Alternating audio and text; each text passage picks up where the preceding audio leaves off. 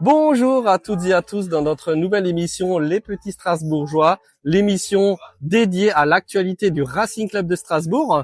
Alors aujourd'hui, on a un petit peu changé d'endroit. Nous sommes à Krabi, au sud de la Thaïlande, pour notre déplacement professionnel avec nos deux consultants, Rosalie et Édouard. Qu'est-ce que vous pouvez dire, Rosalie et Édouard?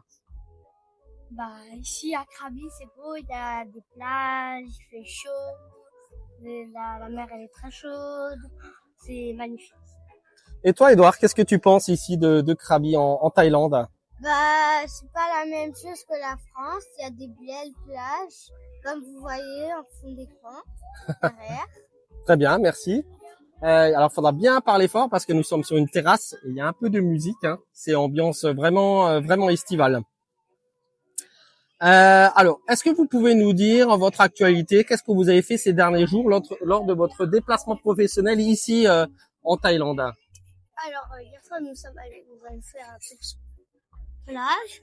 Parlez plus fort. Hein. Voilà, nous avons fait un tour sur la plage. Nous avons rencontré des chats. Ici, il y a beaucoup de chats. Peut-être 6, 7. C'est énorme. Et t'as même nommé un chat. Comment il s'appelle ton chat? Alors, il y a un petit chat qu'on a rencontré hier soir. Il s'appelle Missou. Missou, d'accord. Peut-être que Missou va se présenter à vous dans cette émission. Il est très affectueux. Hein. Il vient souvent chez toi. Hein. Oui. Et malheureusement, on pourra pas l'emmener au retour de ce déplacement professionnel. Hein. Alors, Édouard, qu'est-ce que tu as fait ces derniers jours? Est-ce que tu peux nous parler de ce qui t'a marqué ici en Thaïlande ces derniers jours? Les éléphants. Tu as vu les éléphants, c'est ça? Qu'est-ce que tu as fait avec les éléphants? On les a baignés. Vous les avez baignés? C'est bien. Ça t'a plu? Oui. Très bien. Alors un petit message aussi pour ceux qui voyagent pour les éléphants. Attention au parc que vous choisissez. Hein. Il y a des parcs plus ou moins, on va dire, responsables. Si c'est des parcs où vous pouvez monter sur l'éléphant ou alors des parcs où les éléphants sont enchaînés, évitez peut-être ces parcs et tentez plutôt des parcs plutôt responsables. Voilà, mais écoutez, on va parler de l'actualité du Racing Club de Strasbourg, une actualité qui est quand même très positive puisque le Racing Club de Strasbourg s'est imposé 3-1 à la Méno contre l'Olympique Lyonnais. Un but de Godot à la 37e minute, un but de Morera à la 52e minute. Panicelli a clôturé le score à la 83e minute. Tolisso l'avait réduit à la 59e minute. Quelles sont vos impressions par rapport à ce match? Édouard, est-ce que tu peux nous parler de ce match? Je suis content pour eux qu'ils ont gagné. Ça récompense, je dirais, une bonne reprise de dynamique du Racing, hein, c'est bien ça? Et toi, Rosalie, qu'est-ce que tu peux nous dire sur cette victoire du Racing? Alors, on est très content pour le Racing. L'Olympique Lyonnais, ça brise leurs 13 victoires. Voilà, c'est dommage pour eux. Mais c'est dommage parce que le Racing n'a pas bougé non plus. Oui, c'est vrai que dans le classement, ils ont gagné, mais ils sont restés à la 7e position, puisque les concurrents directs ont également gagné. Rosalie, tu le disais, donc première défaite de l'Olympique Lyonnais en 2026. Donc, ils n'avaient pas perdu depuis le 7 décembre. Le Racing a mis fin à une série, comme l'a dit notre consultante, de 13 victoires consécutives de l'Olympique Lyonnais. Donc, grosse performance du Racing Club de Strasbourg. Édouard, pour toi, quels sont les joueurs qu'il faut ressortir de ce match? Alors, bien sûr, c'est une performance collective, mais quels sont les principaux joueurs qu'il faut sortir du match? Et notamment donner une bonne note. Panicelli. Toujours pour son côté combattant. Oui. Est-ce que tu as d'autres joueurs que tu souhaites mettre en avant? Godot, c'est l'homme en forme en ce moment, on le disait aussi lors de nos précédentes émissions. Tu lui donnerais combien en note sur 10 à Martial Godot? 10 sur 10. 10 sur 10. Donc, superbe. Donc, vraiment une note excellente. Et toi, Rosalie, dans ce match, quel joueur tu aimerais mettre à l'honneur? Godot qui a fait un beau travail. Oui. Panicelli aussi. Et soulignons aussi le bon travail de Morera, l'homme en forme du moment, hein, on est d'accord? Morera, donc, qui a littéralement 3 poumons, qui était à l'attaque, en défense, qui est vraiment l'homme en forme du moment. Et il a également marqué un but dévié, certes, mais un but de loin. Donc, ça a contribué grandement à la victoire du Racing Club de Strasbourg. Alors, le Racing a globalement dominé le match, hein, notamment au milieu de terrain, avec Morera, on en a parlé, mais également El Mourabé qui a survolé les débats au niveau du milieu de terrain. Est-ce que, pour vous, le milieu de terrain du Racing était supérieur au milieu de terrain de l'Olympique Lyonnais, Edouard? Bah oui. Oui.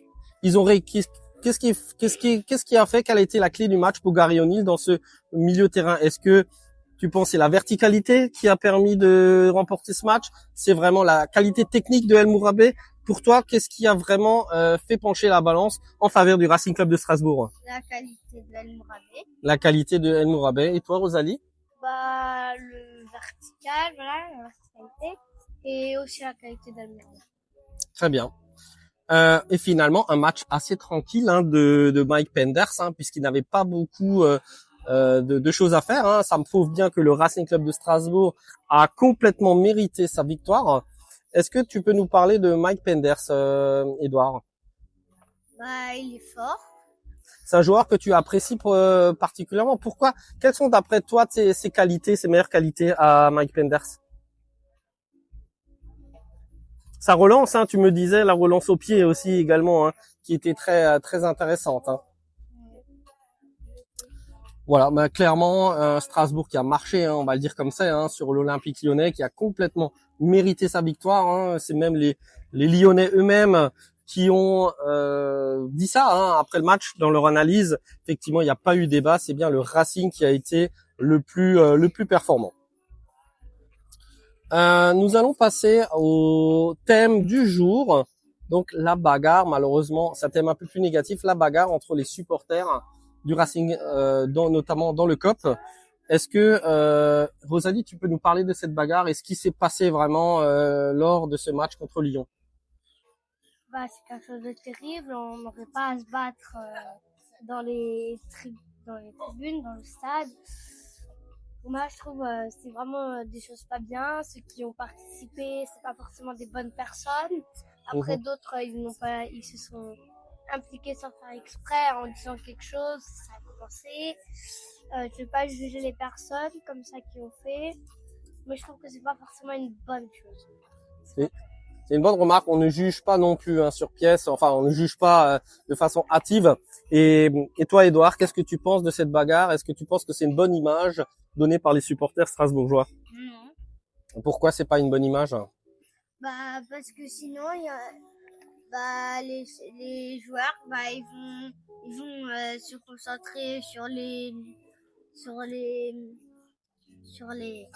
bagarres et les supporters. Et tu penses que ça peut les perturber, c'est ça? Ça peut les déconcentrer? Oui. Donc, je le rappelle, hein, bagarre, notamment suite au déploiement d'une banderole pour la mort de Quentin. Donc, des banderoles aussi, je crois, déployées par les anciens membres de Strasbourg Offenders, des supporters, effectivement, dont aujourd'hui le groupe a été dissous.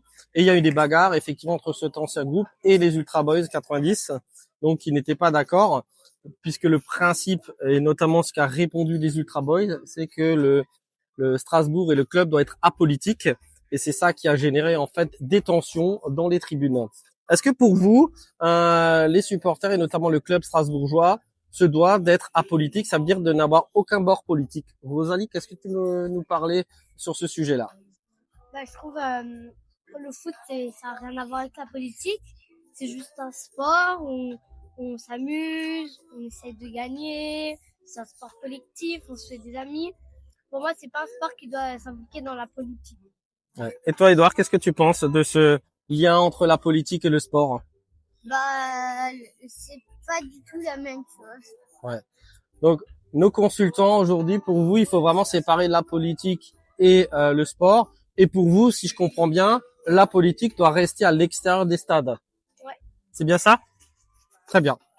Écoutez, merci pour cette analyse technique et politique. Hein. On a un petit peu divagué, on va dire, sur cette actualité, mais c'était nécessaire puisque c'était un peu le point noir de cette rencontre. Maintenant, on va bien sûr retenir que le positif. On va retenir la victoire large du Racing Club de Strasbourg, 3-1 face à l'Olympique Lyonnais.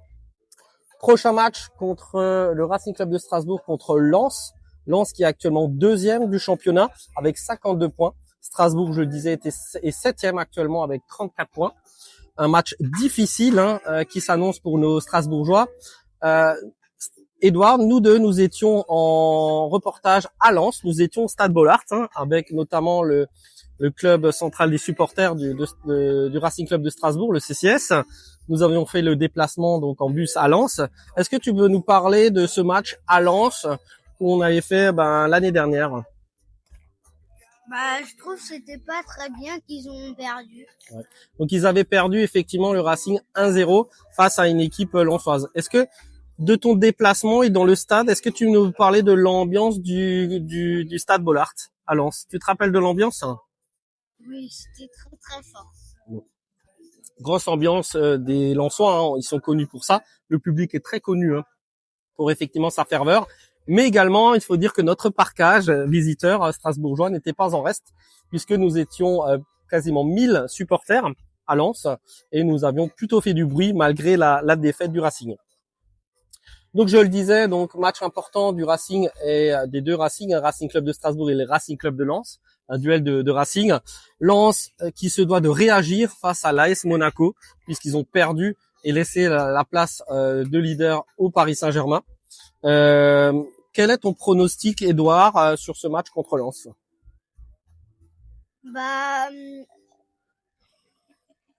Qu'est-ce que tu penses qu'ils vont faire? Est-ce qu'ils vont gagner? Est-ce qu'ils vont perdre? Et est-ce que tu peux t'aventurer peut-être sur un score? Tu peux nous dire un score prévisionnel? 2-1. 2-1 pour Strasbourg? Oui. Est-ce que tu peux peut-être t'avancer sur les buteurs? Qui va marquer pour le Racing? Moreira et Godot. Moreira et Godot. Donc pour toi, les deux joueurs continuent sur leur lancée avec de nouveaux buts. C'est bien ça? Et toi, Rosalie, quel est ton pronostic sur ce choc des Racing contre Lens? Ça va être un match difficile. On espère une victoire, mais moi, je pense pas une victoire, même si on espère. Plutôt un score de défaite, par exemple 2-1 pour Lens. 2-1 pour Lens, d'accord. 1-1.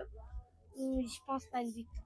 D'accord. Tu penses que le Racing va être accroché, c'est ça, à la Méno, face à, c'est vrai que c'est une équipe lensoise très solide, qui n'a pas forcément de grandes stars, à part peut-être Florian Thauvin, qui est un joueur d'expérience. Mais c'est une équipe assez soudée, assez compacte, assez uniforme. Et donc, ça va être très difficile pour le Racing Club de Strasbourg de remporter la mise, sachant que Lens également doit se relancer suite à effectivement leur défaite contre l'AS Monaco. Voilà, écoutez, notre émission touche à sa fin. Donc, on vous donne rendez-vous après le match du Racing contre Lens. Et qu'est-ce qu'on peut dire à nos auditeurs? Allez Racing! Allez Racing!